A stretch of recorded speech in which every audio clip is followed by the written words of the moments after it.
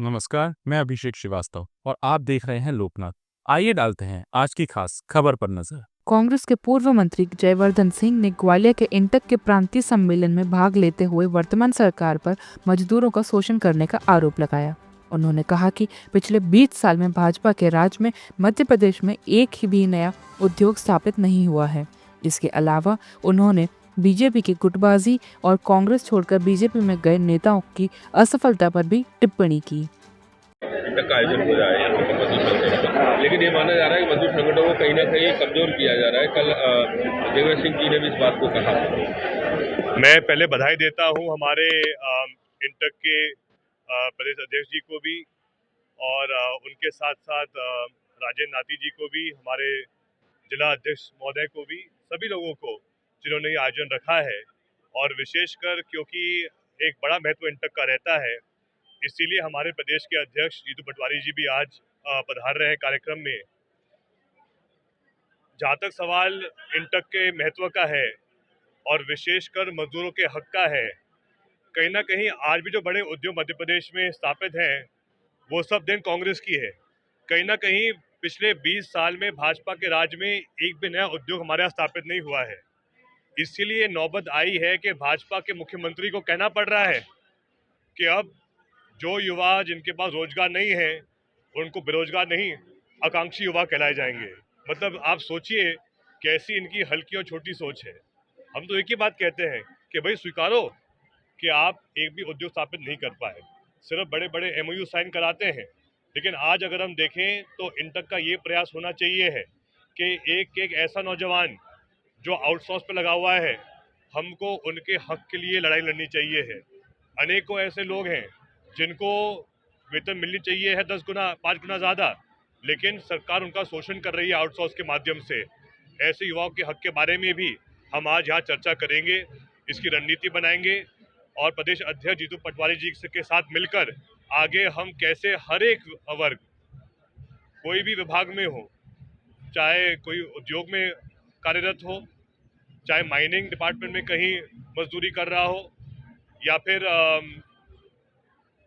कोई भी बिजली विभाग का मामला हो, जल आपूर्ति का हो, लेकिन एक एक डिपार्टमेंट, एक एक निगम जहां कोई भी व्यक्ति मजदूरी कर रहा है, मजदूरों को कैसे हम संगठित कर सकते हैं, उनका अधिकार कैसे उनको मिले। अनेकों बार ये बात सामने आती है कि जो भी ठेकेदार रहता है, मान लो उसको देना पड़ता है 15,000 रुपये मजदूर को, आधा पैसा वापस ले लेता है वो ब्लैक में।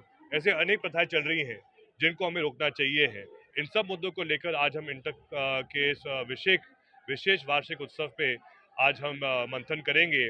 आज गुड़ी पड़वा का पावन पर्व भी है, शुरुआत है चैत्र नवरात्रि की। आप सभी को बहुत बहुत बधाई, शुभकामनाएं। आप जिस इलाके में आए यहीं से एक मंत्री आते हैं जिन्होंने कहा है कि यहाँ रेत माफिया नहीं पीट माफिया है। बड़ा अवैध उत्खनन हो रहा है इस इलाके में, इसको रोका बिल्कुल नहीं जा पा रहा है और लोग बेहद परेशान है इससे लेकर। हमने ये बात कही भी थी विधानसभा के अंदर के बहुत ही अफसोस की बात है कि वर्तमान के कैबिनेट मंत्री ही रेत माफिया का पक्ष रख रहे हैं और उनको कह रहे हैं पेट माफिया, जबकि शायद ये जानकारी मिली कि स्वयं मंत्री महोदय के परिवार से कोई पकड़ा गया है अभी कुछ दिन पहले, उनकी एक ट्रक पकड़ा गया है। तो ये स्पष्ट दिखाता है कि वो किसके पेट की बात कर रहे थे। लेकिन बात यही है कि आज अगर अवैध रेत खनन चलते रहेगा और भाजपा के मंत्री ही उनको संरक्षण देंगे, तो एक प्रकार से जो हर व्यक्ति को प्रयास करना चाहिए है नदियों के संरक्षण के लिए। आप आज इस बार देखिए, पिछले साल पर्याप्त बारिश हुई थी, लेकिन अभी से अनेकों तालाब सूख रहे हैं, अभी से पानी कम पड़ रहा है।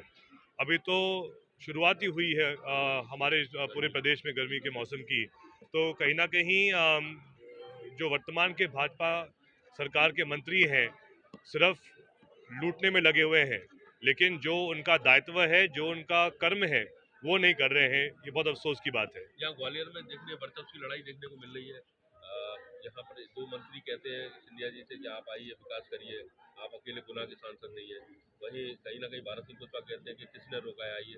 क्या लगता है?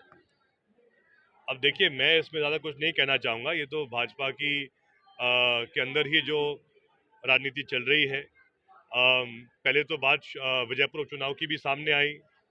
वहाँ पे सिर्फ एक पक्ष ने प्रचार किया बीजेपी के लिए, दूसरा पक्ष तो वहाँ आया ही नहीं प्रचार करने के लिए।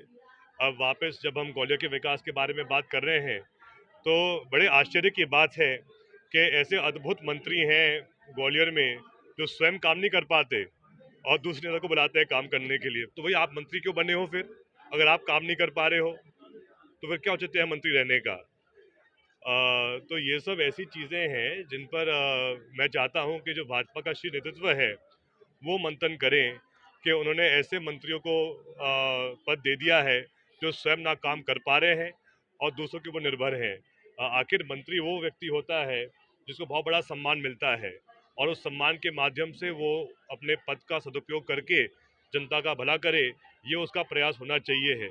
या तो किसी और की मदद मांग रहे हैं तो भाई आप किस लायक फिर। तो ये सब देखिए, ये सब बातें कहीं ना कहीं स्पष्ट दिखाती हैं कि भाजपा में ही सब कुछ ठीक नहीं है। जो एक पुरानी भाजपा है और एक उनके नए मेहमान हैं, तो दोनों में ही जो ये लगातार थोड़ा बहुत ये तनाव रहता है वो दिखते रहता है हर 1-2 महीने। जी, बीजेपी अब नए सिरे से प्रोफेशनल लोगों को अपना कार्यकर्ता बना रही है, उनको जोड़ रही है। लेकिन पहले भाजपा का संगठन और स्वयं माननीय सीएम साहब ये बताएं कि वो प्रोफेशनल्स में जो लोग प्रोफेशनल कामों में व्यस्त रहते हैं, बड़ी बड़ी नौकरियों पर हैं, उनमें ऐसा भ्रम क्यों फैला रहे हैं कि देश आज़ाद हुआ 2014 में। मतलब आप सोचिए, प्रदेश का मुख्यमंत्री ऐसी बात कह रहे हैं, इनको शर्म आनी चाहिए है। ये बहुत बड़ा अपमान है उन महान लोगों का जिन्होंने इस देश की आज़ादी में संघर्ष किया था, अपनी जान को त्याग किया था। अनेकों हमारे फ्रीडम फाइटर्स, चाहे लाल बहादुर शास्त्री जी हो, चाहे महात्मा। ऐसे ही वीडियोस को देखने के लिए आप लोकनाथ के YouTube चैनल को सब्सक्राइब करें। साथ ही हमारे अन्य सोशल मीडिया प्लेटफॉर्म्स जैसे कि फेसबुक और इंस्टाग्राम को भी आप फॉलो कर सकते हैं।